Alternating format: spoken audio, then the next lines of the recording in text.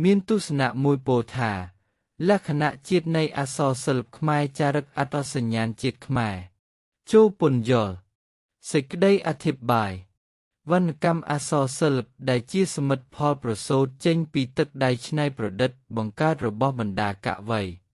អ្នកនិពន្ធតែងបង្កប់នៅលក្ខណៈទាំង8របស់ខ្លួនក្នុងនោះមានលក្ខណៈមនុស្សលក្ខណៈវណ្ណៈលក្ខណៈប្រជាជនលក្ខណៈបកលក្ខណៈប្រវត្តិលក្ខណៈជាតិនិងលក្ខណៈអន្តរជាតិនិយាយពាក់ព័ន្ធទៅនឹងលក្ខណៈជាតិបានធ្វើឲ្យអ្នកវិភាគក្នុងមេដាទាំងខ្លះបានលើកឡើងថា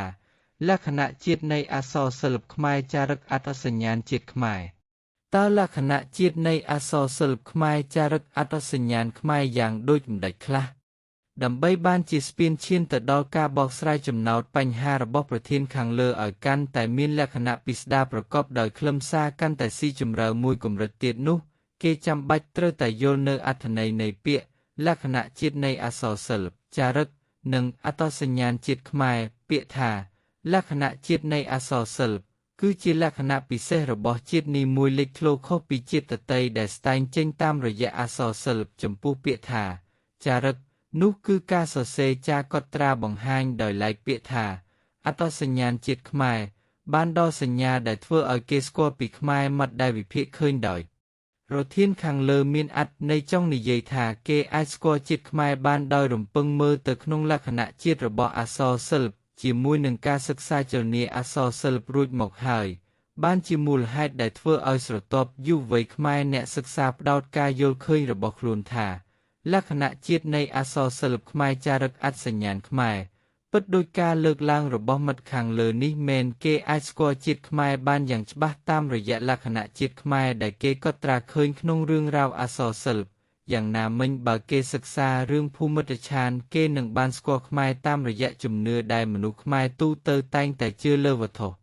ទសិទ្ធមានទម្លាប់ក្នុងការបន់ស្រន់បួងសួងដូចនៅក្នុងរឿងភូមិដ្ឋានគេឃើញថាពួកទាហានបារាំងដែលមានទាហានខ្លះជុះអាចម្រាករស់គ្រុនក្តៅញាក់ញើគេថាដោយសារទាហានទាំងនោះមិនគោរពវត្ថុទសិទ្ធដែលនៅថែរក្សាវិហារព្រះកែវមរកតស្ថិតនៅក្នុងទម្លាប់បន់ស្រន់គេឃើញថាមាននារីខ្លះដែលមានសង្សារចុះការប៉ាល់ទៅច្បាំងនៅស្រុកបារាំងបានលួចទៅបន់ស្រន់ព្រះអង្គដងកើឲ្យបាមីព្រះអង្គទៅជួយគំពារធានាថែរក្សាសង្សារឆាប់មកស្រុកខ្មែរវិញក្នុងរឿងដដែលនេះគេឃើញមនុស្សខ្មែរមានជំនឿលើអភូតហេតុធម្មជាតិដូចបានបង្ហាញថាមានរន្ទះបាញ់ចេតដីព្រះវិហារព្រះកែវមរកខាងត្បូងតាមជំនឿគេថាស្រុកនឹងកើតគ្រោះវឹកវរចលាចលឬកើតមានហេតុទុរភិក្សដំណើររឿងបានបង្ហាញនៅជំនឿរបស់ខ្មែរនៅក្រាំងលាវស្រុកក្រលៀបអៀខេត្តកំពង់ឆ្នាំងខណៈពេលដែលគេរត់ទៅពួននៅលើភ្នំតាបាំងអ្នកភូមិក្រាំងលាវបានយកដីនៅតាមក្រហែងថ្មមកបាច់សាច់លើក្បាលដើម្បីឲ្យព្រះធរណីជួយបិទបាំងកុំឲ្យបារាំងឃើញបើគេនិយាយពីលក្ខណៈជាតិខ្មែរនោះគេពុំភ្លេចតតែសោះឡើយថាខ្មែរគឺជាប្រជាជាតិមួយដែលមានទម្លាប់ជាទំនៀមក្នុងការចូលចែចូវចូលស្ដីដណ្ដឹងដូចជាសវណ្ណដែលជាពុះម៉ាយកូនមួយបានឲ្យមេបាចាស់ទុំចូលទៅស្ដីដណ្ដឹងនាងដំក្រមុំសៅកែមកជាគូដណ្ដឹងជាប្រពន្ធទី2របស់ខ្លួនប៉ុន្តែបើគេមើលមកក្នុងរឿងទុំទាវនោះគេនឹងឃើញពីលក្ខណៈជាតិរបស់ខ្មែរនៅសម័យលង្វែកគឺមនុស្សខ្មែរមានទម្លាប់របស់ខ្លួនមួយគឺថាបើអ្នកមានកូនប្រុសគេទម្លាប់ឲ្យចូលសាងភ្នោះបើបួសជាសាមណេរដូចនេនទុំនិងនេនពេជ្រគឺបួសដើម្បីសងគុណម្ដាយតែបើបួសជាភិក្ខុគឺបួសដើម្បីសងគុណឪពុកបើនិយាយពីរឿងជំនឿវិញគេឃើញថាខ្មែរនាសម័យលង្វែកនិយមជឿលើមន្តអាគមអ៊ំអាមដូចនីទុំទៅស្មូតនៅផ្ទះម្ដាយទាបានដាក់មន្តសារិកាលិនថោងឲ្យពីរោះក្រអួនដើម្បីតាក់ទាញអ្នកស្ដាប់ឲ្យចេះតែចូលចិត្តស្ដាប់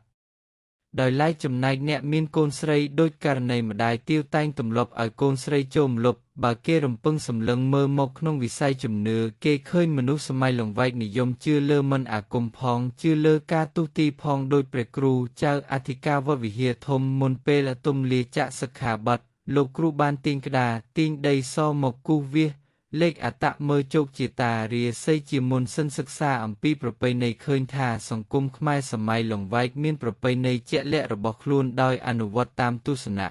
នំមិនធំជាងនាលដែលមាតាបិតាដែលមានកូនប្រុសកូនស្រីមិនផ្ដល់សិទ្ធិស្វ័យសម្រេចកូននោះទេគឺឪពុកម្ដាយជាអ្នកសមរួចអ្វីគ្រប់យ៉ាងទំនៀមទម្លាប់នោះក៏ដូចជាសម័យបច្ចុប្បន្នដែរគឺកូនប្រុសត្រូវតែចូលខ្លួន ទៅរៀបការនៅផ្ទះខាងកូនស្រីដោយករណីមើលងួនត្រូវរៀបការជាមួយនឹងនាងទាវនៅផ្ទះខាងស្រីចំពោះសាសនាវិញគេឃើញសង្គមខ្មែរសម័យលង្វែកផ្ដោតជំនឿលើព្រះពុទ្ធសាសនានិកាយហិណ្ណាយានទទួលឥទ្ធិពលពីមហាយានមានអ្នកបួសក្នុងសំណាក់ពុទ្ធសាសនានេះដែរដូចនេះបើនិយាយឲ្យខ្លីក្នុងអត្ថន័យជាសរុបសេចក្តីមកឃើញថាតាមរយៈលក្ខណៈជាតិខ្មែរដែលវេយនិពន្ធបានកត់ត្រាក្នុងបណ្ដាស្នាដៃអក្សរសិល្ប៍ខ្មែរនានាសុទ្ធសឹងតែជាសញ្ញាសម្គាល់ឲ្យគេស្គាល់មនុស្សខ្មែរបានដោយងាយយោងតាមបណ្ដាហេតុផលដែលបានលើកបង្ហាញរួចហើយខាងលើអាចឲ្យយើងធ្វើការវិនិច្ឆ័យវិតម្លៃទស្សនៈលើកឡើងរបស់ប្រធានថាពិតជាមានអត្ថន័យត្រឹមត្រូវសមស្របដែលយើងអាចទទួលបានដោយហេតុថាអក្សរសិល្ប៍ខ្មែរមានសារៈសំខាន់ដូចខាងលើទើបតម្រូវឲ្យយុវជនលើកស្ទួយវប្បធម៌អក្សរសាស្ត្រសីលធម៌ដូចជាវប្បធម៌រលត់ជាតិរលាយវប្បធម៌បណ្ណាជាតិកាំងថ្កាសម្រាប់ក្មេងកម្រិតបឋមសិក្សាភាគ1ដល់ភាគ10សម្រាប់កុមារហ្វឹកហាត់ការចងចាំកម្រិតដំបូងទម្លាប់កុមារចេះអានសៀវភៅការហ្វឹកហាត់ពីកុមារភាពកាត់បន្ថយការលេងទូរស័ព្ទបង្កើតទម្លាប់កាន់សៀវភៅបង្កើនភាពសប្បាយរីករាយនៅក្នុងការសិក្សាលោកគ្រូអ្នកគ្រូអាចយកទៅពង្រឹងលើកសមត្ថភាពសិស្សបង្កើតជាល្បែងសិក្សាក្នុងថ្នាក់ឲ្យមានភាពទាក់ទាញតម្លៃពិសេសត្រឹមតែ 2,000 ក្នុង1ភាគនិង5ប៉ុណ្ណោះសម្រាប់សៀវភៅ1ឈុត10ភាគជាផល Telegram 011553525សេវាគ្រប់គ្រង Page Promotion បញ្ចុះតម្លៃ50 2 ខែថែមជូនការ Design Poster ស្អាតចំនួន5 3 ខែថែមជូន1ខែដោយឥតគិតថ្លៃ1ឆ្នាំត្រឹមតែ20ប៉ុណ្ណោះចំណាយតិចតែលទ្ធផលជាទីគាប់ចិត្តសេវាកម្មគ្រប់គ្រង Page Promotion ត្រឹមតែ35 1ខែជួយរៀបចំ Page ស្តង់ដារតាមគោលការណ៍ Facebook ជួយសរសេរ Caption អត្ថបទផុសឲ្យទាក់ទាញរបៀបផុសក្នុង Page ឲ្យភ្ញៀវឆាប់ស្គាល់ច្រើនពិសេសអ្នកចាប់ផ្ដើមអាជីវកម្មថ្មីមុនដាក់ប៊ូសពិភាក្សាយ៉ាងម៉ត់ចត់ធ្វើយ៉ាងណាឲ្យប៊ូសអស់លុយតិចប្រឹក្សាយោបល់មិនកំណត់ពេលធានាការបូស្តជូនលក់ដាច់បានច្រើនជាងមុននិងសេវាដោះស្រាយបញ្ហាផ្សេងបូស្តមានប្រសិទ្ធភាពខ្ពស់ព័ត៌មានលម្អិតសូមឆាតចូល Page ឆាតចូល Telegram 011563525